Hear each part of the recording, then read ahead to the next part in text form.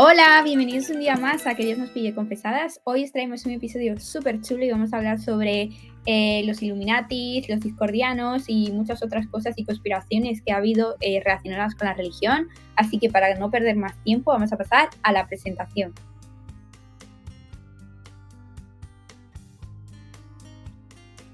Bueno, pues hoy tenemos con nosotros a Hugo Camacho, que es licenciado en Filología Inglesa por la Universidad de Barcelona. Además, también es editor de Orsini Press. En esta editorial ha traducido bastantes publicaciones, entre ellas pues destacan el Principia Discordia, el libro sagrado del discordianismo, la trilogía Illuminatus de Robert Shea y Robert Anton Wilson y Alta Magia de Damien Eickhorst. Así que nada, muchísimas gracias por estar aquí con nosotros, Hugo. Muchas gracias a vosotras por invitarme. Pues vamos a empezar ya con este podcast súper interesante y vamos a empezar hablando un poco sobre los Illuminati. ¿Nos podrías pues dar un poquito de contexto acerca de este grupo y acerca de los orígenes? Bueno, antes de nada voy a decir que lo siento mucho, pero los Illuminati ya no existen. Los Illuminati existieron, eso sí es verdad. Fue un grupo que sí que existió de verdad y que se originó en 1776 en Ingolstadt, lo que entonces era Baviera, que ahora es Alemania, y estuvieron fundados por Adam Weishaupt, que era un profesor de Derecho Canónico de la Universidad de Ingolstadt, donde tuvo bastantes problemas con los jesuitas.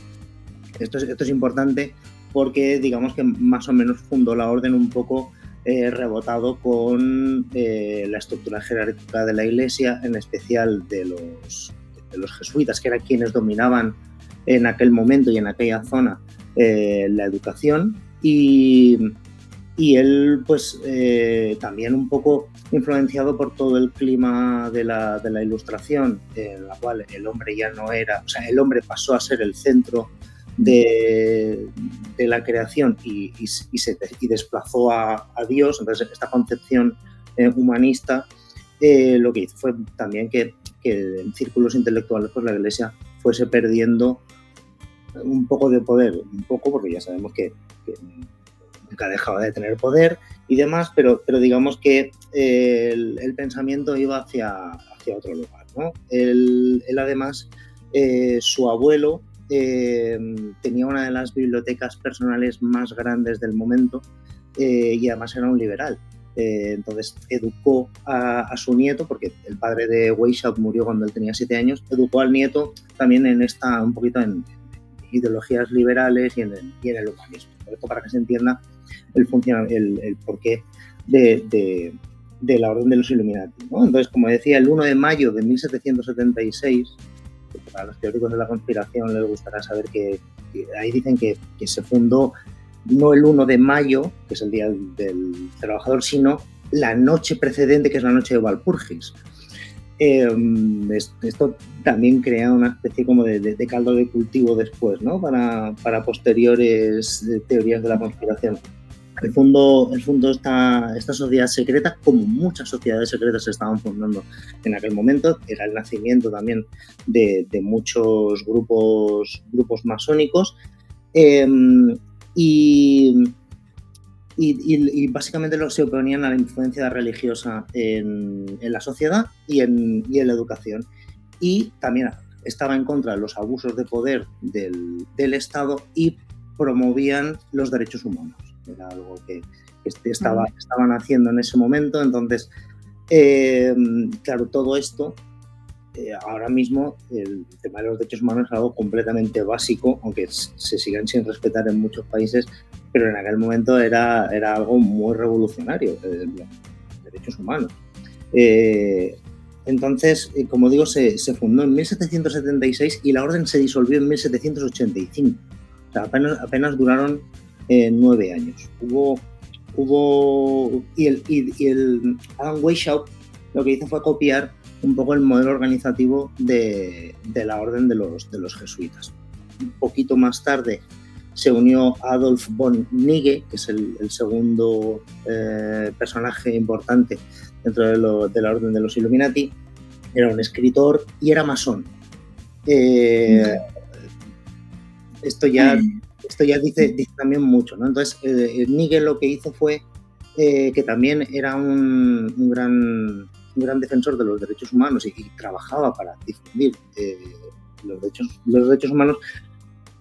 Fue quien trajo una estructura organizativa masónica dentro de la orden. Y de hecho, y esto ya creo que ya forma parte de lo que posteriormente empezó a crear el mito, ellos quisieron reclutar a muchos masones y de hecho, un año después de fundar los Illuminati, Adam Weishaupt se introdujo en una logia masónica. Entonces, como que estaban infiltrados, entre comillas, en la masonería y les copiaban cosas. Digamos que no se llamaron a sí mismos logia masónica porque Weishaupt entró después en la masonería, pero digamos que al final acabó siendo una cosa bastante parecida. Seguramente los expertos en masonería y en historia de la masonería se tiren de los pelos, pero digamos que para entendernos un poco más o menos en lo básico, ¿no? Incluso introdujeron temas como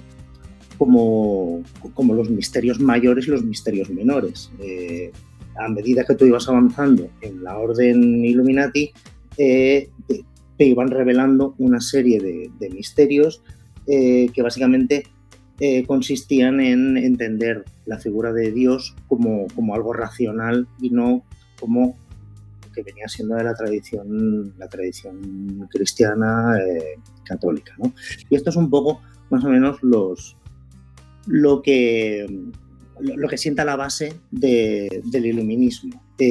Una cosa que tuvo también es que no repararon en gastos, por así decirlo, y Nige tenía mucha influencia en la sociedad del mundo y consiguieron captar a gente muy importante, entre ellos duques y condes de lo que eran los reinos o los ducados que formaban lo que ahora es Alemania.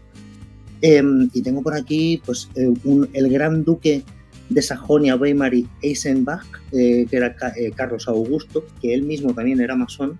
Estuvo en la orden, y su secretario personal, que era Goethe, el escritor del Fausto y del Werther, también formaron parte de la orden de los Illuminati, según dicen algunas fuentes, infiltrados para ver de qué iba esto, pero bueno, estaban ahí. Aquí es un momento en el que parece que todo el mundo infiltra a todo el mundo, ya incluso en aquel momento, ¿no? Y luego también otro de los ilustres fue Herder, el traductor, y que fue el impulsor del romanticismo alemán y del movimiento Sturm und Drang, ¿no? O sea, que había peces gordos. También era una orden, aunque tenían gente de mucho poder, porque lo que querían era infiltrarse. Ahora hablaré también un poquito más de esto en el gobierno. También había gente de profesiones humildes, había gente del pueblo. Lo que pasa es que había muchos funcionarios, eso sí. Y aquí yo creo que también esto crea un poco la leyenda. ¿Por qué había funcionarios? Porque Weishaupt estaba contra el absolutismo y quería desmontar desde dentro este absolutismo, pero se oponía a la revolución. Esto es importante porque luego los han acusado de impulsar la Revolución Francesa, la Revolución Americana, la Revolución Bolchevique, todas las revoluciones. Pero básicamente Adam Weishaupt se oponía a la violencia y prefería dinamitar las cosas desde dentro. Aunque lo que quería era eso, era destrozarlo, ¿no? Entonces era como una sociedad más o menos transversal. Y bueno, y no había ninguna mujer, eso sí. Eran adelantados a su tiempo, pero tampoco tanto. Sin pasarse. Y hay una pregunta que me surge ahora, y es, ¿crees que este secretismo en torno a los Illuminatis ayudó mucho a su popularización? Porque a día de hoy sigue siendo una secta con la que se hacen películas y hay muchos mitos, como antes te decías. Entonces, ¿por qué crees que se debe esa popularidad si duró tan pocos años? Yo creo que se debe precisamente a que ellos mismos ya jugaron un poquito con este secretismo. Además de que también hay que entender que en aquel momento todas las sociedades secretas que aparecían eran sociedades secretas más que nada porque eran lobbies un poquito subversivos de poder. Entonces, si se enteraban las autoridades de que 4 o 5 se habían juntado para mirar de hacer lobby y que es más o menos lo que se hace siempre en política, ¿no? Pero era gente que igual no estaba en el poder en aquel momento, pues intentar acceder al poder de otra manera y de una manera conspiracional, por así decirlo, eso alimentaba la leyenda. Y alimentaba la leyenda hasta el punto de que a finales del siglo XVIII ya había obras de teatro en las que se ve esa fascinación. Goethe y Schiller tienen un par de obras de teatro, tengo por aquí los títulos pero no los encuentro, en las que se ve esa fascinación, ¿no? Entonces, sí, ya en aquel momento existía esta fascinación, también porque en 1784 cambió después de guerras, tumultos de aquella época, cambió el gobierno de Baviera, y si bien Maximiliano III era un monarca ilustrado, Carlos Teodoro, que fue el que lo acabó sustituyendo, prohibió todas las sociedades que él mismo no aprobara. Entonces aquí, porque los acusaban de conspirar, por eso de llegar a lugares de poder, y ya pues obviamente de asesinar y de infiltrarse y estas cosas. Entonces luego ya en 1785 declararon a los Illuminati, a los francmasones, altos traidores y enemigos de la religión, y prohibieron todas las sociedades secretas ya de facto. Y ese fue en el momento en el que ya los Illuminati se acabaron de disolver, y de hecho Adam Weishaupt tuvo que huir de Baviera porque le obligaban a admitir la fe católica y prefirió salir por patas. Y recordemos que además en 1776 es el año en el que se declara la independencia en Estados Unidos, y en 1789 llega la Revolución Francesa. Entonces, ¿qué pasó? Que había alguna gente que acabó diciendo que la Revolución Francesa estuvo completamente orquestada por francmasones y por Illuminati.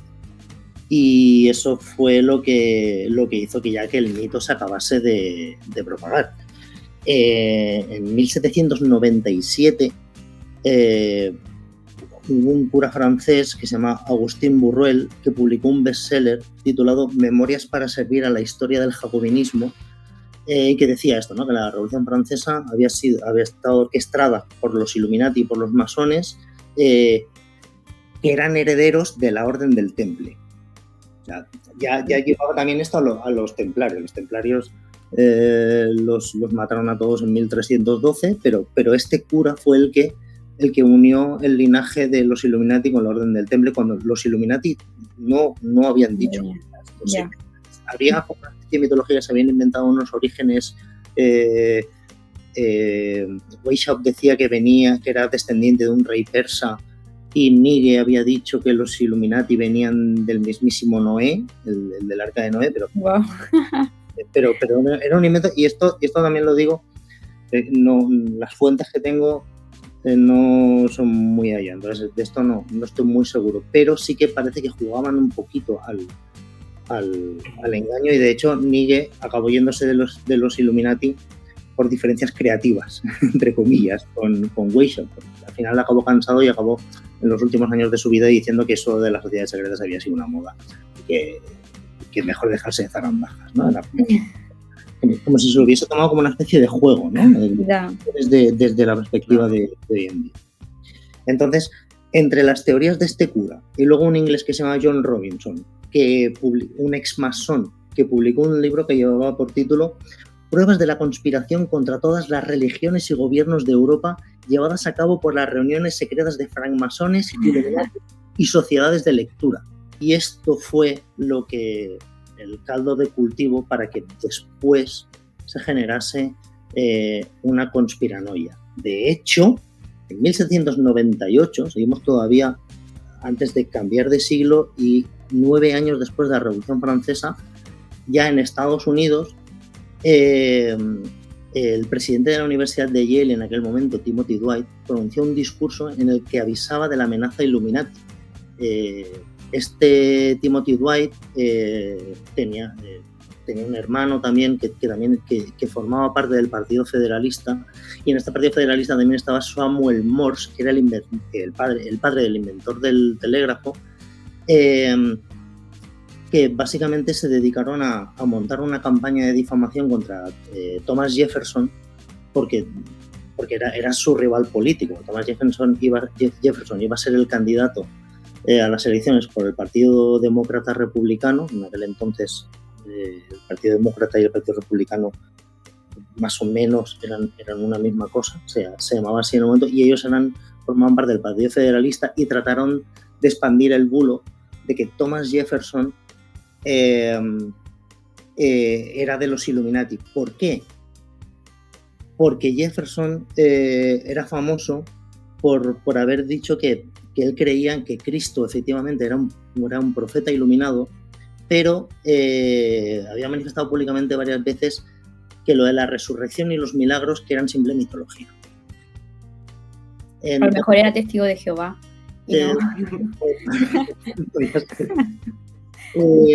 Y luego además Jefferson también era muy admirador de la Francia post-revolucionaria.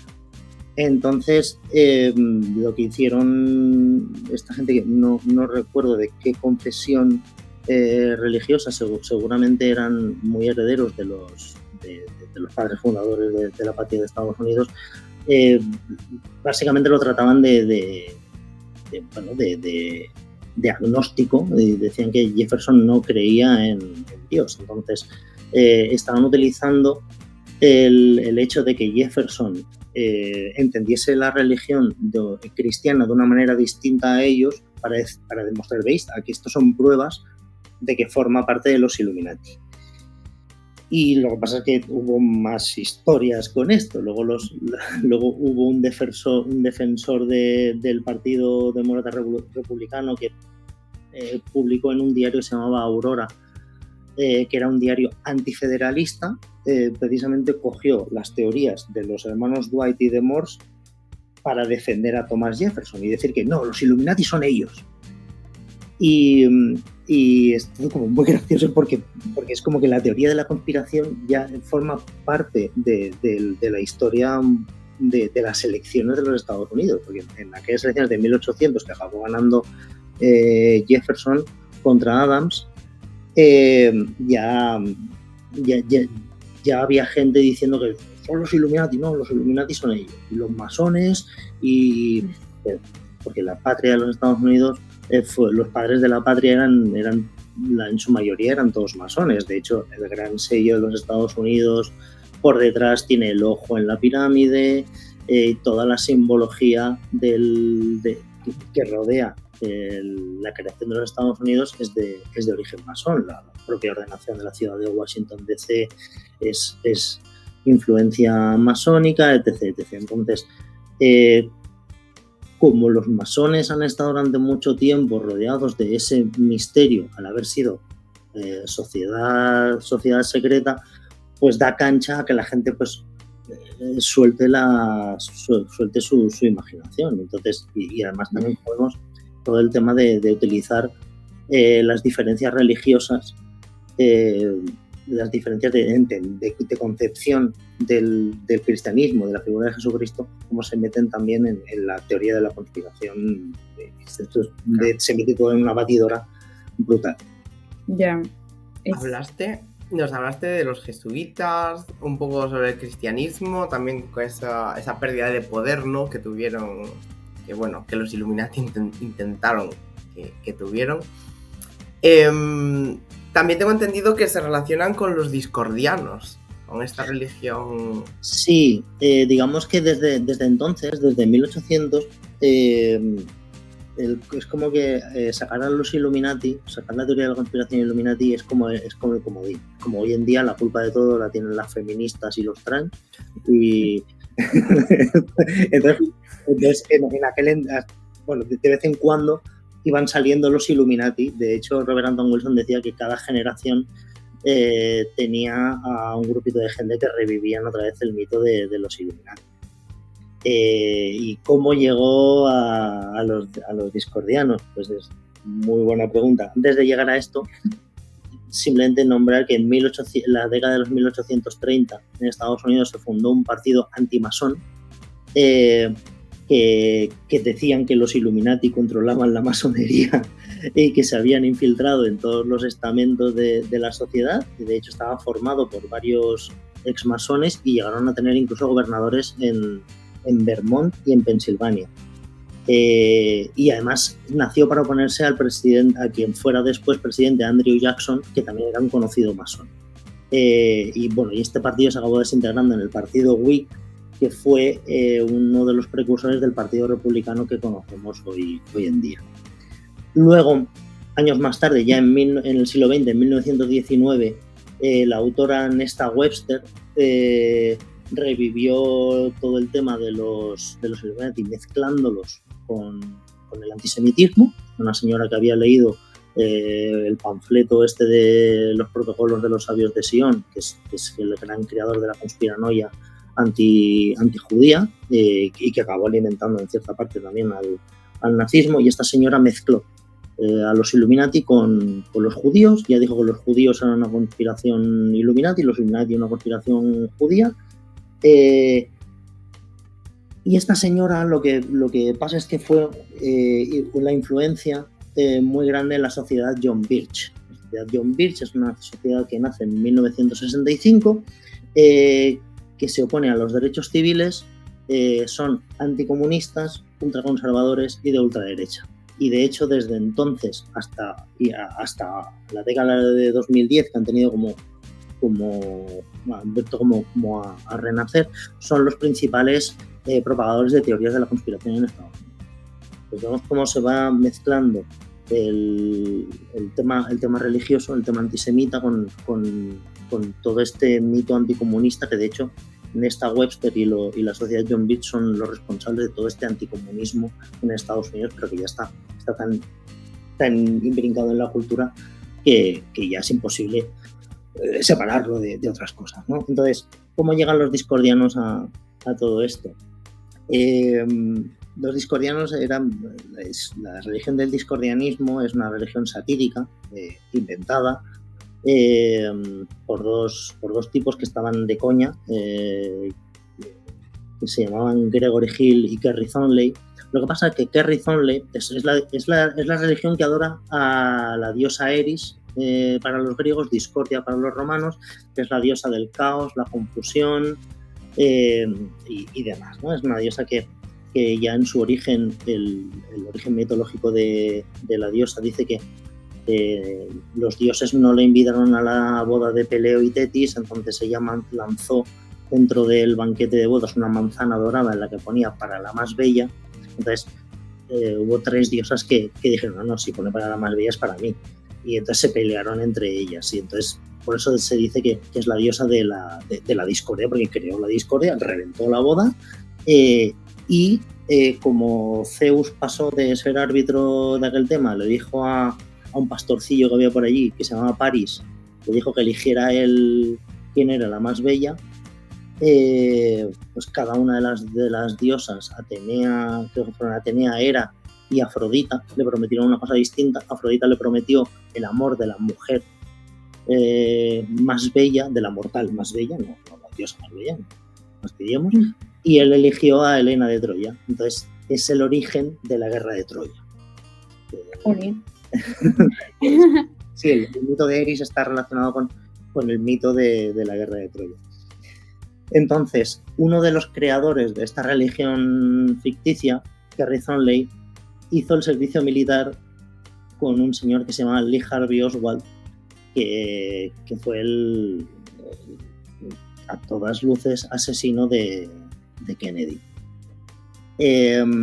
Entonces, como hizo el servicio militar con Lee Harvey Oswald y era realmente el amigo que hizo Oswald en el ejército antes de desertar, porque Oswald desertó a la Unión Soviética, estuvo unos años en la Unión Soviética, y Kerry Thornley escribió una novela que se llamaba Idle Warriors, que es una novela pacifista, como aparecieron mogollón en los 60 en Estados Unidos, pero el protagonista estaba inspirado en Lee Harvey Oswald. Entonces, ¿qué pasó? Cuando se produjo el asesinato de Kennedy, estoy resumiendo muchísimo, Thornley decidió presentarse a la policía y decir: yo era amigo de Lee Harvey Oswald, porque se veía la tostada, porque él se había manifestado muchas veces en contra de Kennedy, y sus amigos en Nueva Orleans sabían que tenía cierta aversión a Kennedy, incluso destapó una botella de champán cuando lo mataron en plan cachondeo. Pues él al final dijo: antes de que vengan a detenerme, voy yo y digo: hey, yo conocía a Oswald. Y así también, si se aparecía en el sumario, pensó que él decidió escribir una biografía de Oswald y dijo: ya, si me meto aquí y aparezco en el sumario, me va a ser mucho más fácil vender los derechos del libro sobre Oswald. Y lo que pasa es que la investigación del caso Kennedy fue un locurón.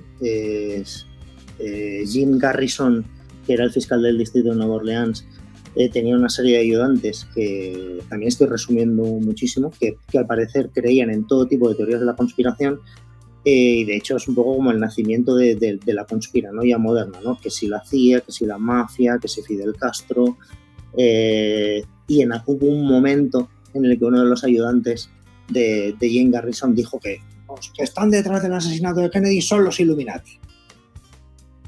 Y Oswald, Kerry Thornley, que había tenido bastantes problemas, porque hicieron una lista de las 20 personas que estaban detrás de Oswald a la hora de asesinar a Kennedy, y lo metieron a él en esta lista. Y como era un troll, básicamente, dijo: pues lo vais a cagar. Y se juntó con sus amigos los discordianos, que eran una serie eran todos intelectuales, sobre todo de izquierdas o anarquistas de la época. Estamos hablando de los años 60, la época hippie en Estados Unidos, y todos escribían en periódicos anarquistas, en periódicos de izquierdas, y decidieron crear la Operación Jodementes, por la cual hacer creer que sí que era verdad que el mundo estaba gobernado por los Illuminati de Baviera. Entonces se dedicaron a escribir artículos falsos en periódicos, incluso en revistas de música, hablando de la conspiración de los Illuminati de Baviera. Y uno de los mejores amigos de Thornley era Robert Anton Wilson, que es filósofo, psiquiatra y escritor y un montón de cosas más, y sobre todo ilustre discordiano, que es uno de los dos escritores de la trilogía Illuminatus, de que hablaré ahora también brevemente. Y básicamente este hombre y Robert Shea, que es el otro coautor de la trilogía Illuminatus, en aquel momento trabajaba en la revista Playboy. La revista Playboy a finales de los 60 era la revista posiblemente de mayor tirada en los Estados Unidos, y además, y como propugnaban no solo la libertad sexual, sino la libertad de ideas y un montón de cosas, ¿no? Y entonces, realmente había gente que leía la Playboy por los artículos, de verdad. Entonces, como tenía esta tirada y Robert Anton Wilson era el encargado de las cartas al director, como ya recibían muchas cartas con muchas conspiranoias, le dijo a Thornley: oye, ¿por qué no publicamos una carta, ya que estamos haciendo esta especie de terrorismo troll de publicar artículos falsos? ¿Por qué no publicamos una carta en la revista Playboy? Y así lo hicieron. Anton Wilson se publicó una carta que había escrito él mismo, en la que se hacía pasar por un chaval que estaba preocupado porque el vecino de sus padres, que era de ultraderecha, hablaba de una conspiración Illuminati y si existían de verdad. Y en las respuestas el propio Wilson se respondió esta vez como editor diciendo que no, que los Illuminati eran todo mentira, pero se dedicó a dar datos que correspondían con la existencia real de los Illuminati. De hecho, cita a la Enciclopedia Británica y cita la entrada de la Enciclopedia Británica donde están referenciados los Illuminati. Y esto lo que hizo fue acabar de expandir de repente metió en la cultura popular a los Illuminati. Era algo que era simplemente una conspiranoia, entonces ellos lo que hicieron fue meterlo en la cultura popular de esta manera. Y luego además publicaron la trilogía Illuminatus, en la que se habla de una lucha que viene de siglos atrás, en la que los Illuminati quieren imponer un orden en el mundo y son los malos, y los discordianos son los que se oponen a ellos y quieren imponer el desorden. Y esta es una novela que en los 70 pues tuvo una cierta influencia y acabó influyendo pues todo el tema de la informática de los años 80. Había hackers que se hacían llamar, un hacker se hacía llamar Hack Barcelin, como el protagonista de Illuminatus. Acabó influenciando a gente pues igual como Alan Moore, acabó influenciando a todo lo que es la magia del caos. Hay una cosa que no me queda del todo claro, y es en esta religión satírica del discordianismo, ¿cuáles son los principales pilares o qué es lo que proponía realmente? El discordianismo lo que propone es crear confusión, crear caos y crear discordia. Entonces, la operación Juan de Mentes a ellos les servía para difundir esta confusión, para que los conspiranoicos tuviesen más cosas en los que creer y para que los que no fuesen conspiranoicos se volvieran conspiranoicos. Básicamente lo que hacen es quieren difundir esta confusión. De hecho, los discordianos se dice que es una religión troll, y de hecho lo de la operación Juan de Mentes es como un gran troleo, porque al final ha acabado impregnando en la cultura popular y acabó como de afianzar todo este mito de los Illuminati. Y aparte de los Illuminati, ¿utilizaron otros grupos para sembrar discordia o confusión? Sí, básicamente en la trilogía Illuminatus lo que decidieron hacer fue coger todas las teorías conspiranoicas que les llegaban a la redacción de Playboy. Ellos las iban recopilando y cuando hicieron el libro decidieron introducirlas todas las conspiranoias del momento, todas eran... Madre mía. Y sobre todo mucho con el tema del asesinato de Kennedy. ¿Y estos siguen vigentes a día de hoy?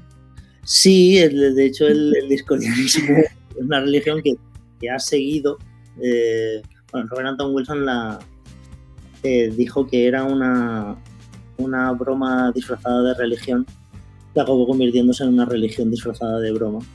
Y de hecho se pueden encontrar varios vestigios de discordianos. De hecho, nos hemos encontrado en las redes sociales, hay grupos de Telegram que se dedican a difundir cosas del discordianismo, y ha habido gente que ha seguido escribiendo cosas sobre discordianismo y expandiendo un poco la religión. El discordianismo tiene un libro sagrado que es el Principia Discordia, o Principia Discordia, para los profes de latín no me peguen con la regla en la cabeza.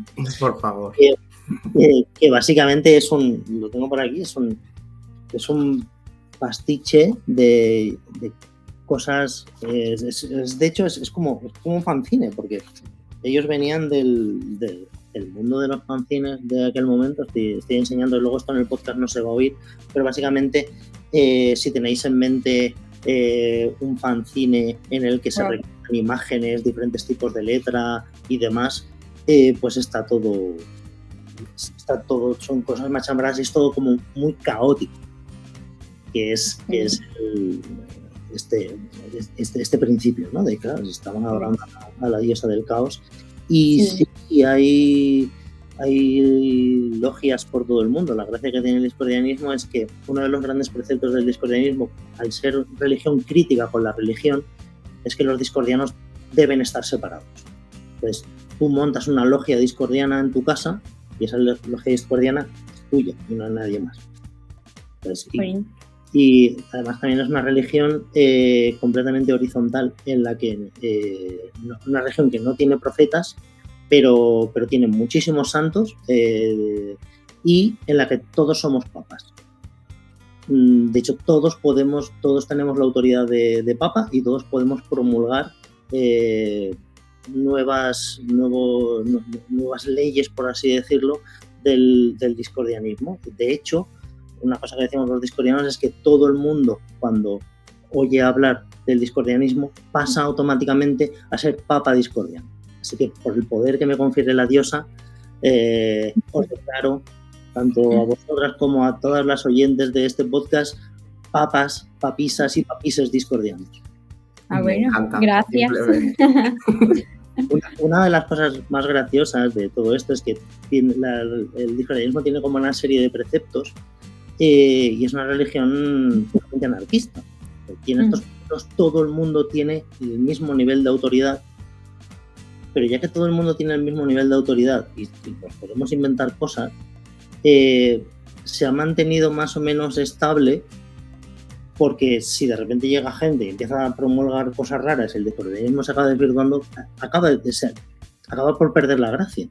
Entonces es como que más o menos todos los papas discordianos se van manteniendo en el juego. Tú puedes proponer santos, ¿no? O sea, por ejemplo, en los 70 no existía Ralph Wiggum de los Simpsons, pues más tarde se ha acabado promulgando como santo discordiano. Y de hecho, pues, una santa discordiana podría ser la señora que pintó el Ecce Homo. ¿Pero esto dónde se propone? O sea, ¿dentro de tu propia logia? ¿O... Claro, y tu propia logia eres tú. No, lo que pasa es que luego se extiende si otra gente también entra en el juego. ¿Y yo como papisa puedo eliminar las leyes impuestas o sí, no? Sí, lo que pasa es que luego puede venir otro papa, otra papisa y anula mi anulación, ¿no? ¿Y qué tipo de prácticas o rituales se llevan? O sea, está muy enlazado con la magia caota, ¿no? Sí, yo creo que es más bien una influencia. Yo creo que quienes son practicantes de magia, especialmente de magia del caos, y conocen del discordianismo, ven el nexo de unión y, por ejemplo, también soy practicante de magia del caos y a mí me gusta aplicarlo. ¿Por qué?